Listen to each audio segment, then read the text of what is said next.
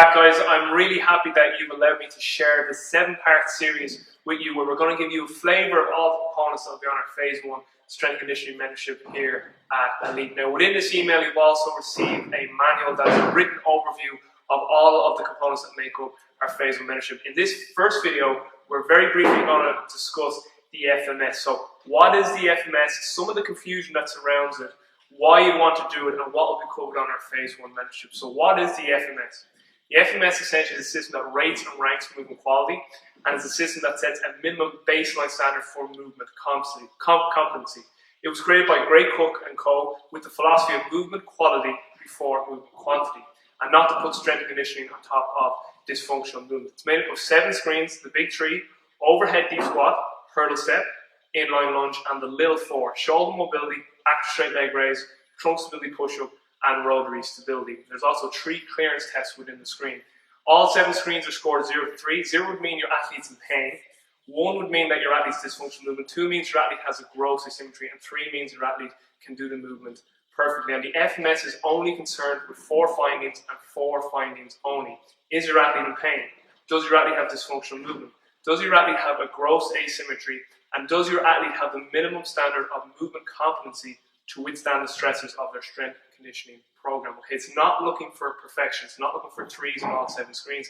In fact, the minimum standard that the FMS looks for on the FMS is symmetrical 2s on all 7 tests. So 14 out of 21 essentially. So then the question is, why would you want to do the FMS?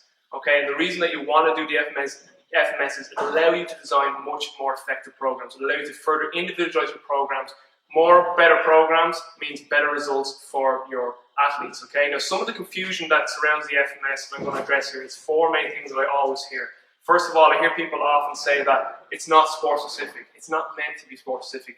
Okay, the FMS is species specific. It's human specific. If you're a human, it's specific to you. Don't forget, you were a human long before you were an athlete, and long before you specialize in any particular sport.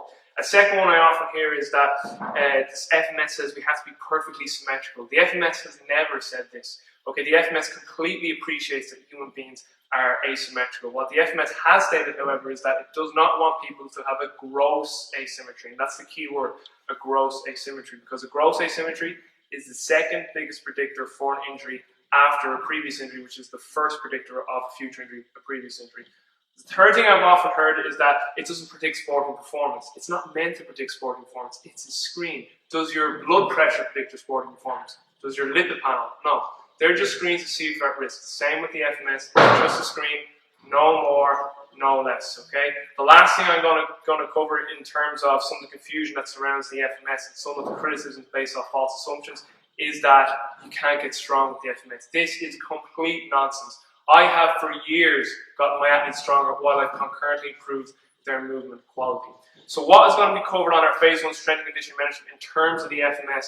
You guys are going to walk away as Level 1 certified FMS practitioners. We have teamed up with the FMS to make this happen. So you guys are going to walk away with the what, the why, and the how to do an FMS, as well as learn all of the corrective strategies for all 7 screens. So you're going to learn the corrective exercise hierarchy, as well as the corrective exercise system of mobility, stability, and repattern. To close off this video, guys, what we're going to do is show you a clip from one of our Phase 1 mentorships. I'm going to see you tomorrow where we cover performance testing.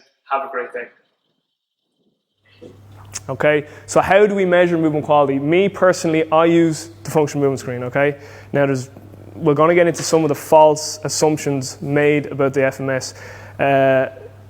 A lot of people have criticisms of the FMS, and all of their criticisms, for the most part, are always based off false assumptions. Okay, and if anyone's read the book, The 4 Agreements, one of the agreements is never assume, okay? And that seems to happen an awful lot with regards to the FMS. Now, I want to make this very clear, and again, I'll say this into the camera. Do I believe that you have to use the FMS as your only tool for movement quality? No. Use whatever you want. I don't care what you use. Okay, but this is what I do believe. You absolutely should be measuring movement quality with some sort of... Your feet are dead straight. Now, here's the key thing. This foot has to be straight. Straighten that foot down if you can. See this foot? Turn it in, yeah. That foot has to be straight. If that foot is not straight from the beginning, straight away, from the beginning. That's one people miss. I used to miss that. That has to be straight from the start. I was told initially that just had to have the heel down, but the foot could be slightly turned out. And that just meant they weren't a 3, but they could get a 2, but that was wrong. According to the FMS, if they can't start with both feet straight from the beginning, it's automatically a 1. Feet together. Go for it. So he's a little bit off. Yeah, no problem. You'll be perfect now for the toe touch correction. All right, so feet together. This is going to be, this will decide the future of the DVD. All right, just go one more again. I could do that at the start. Yeah, keep your knees a little bit straight for me, right? If you can. Okay, well, it's definitely changed.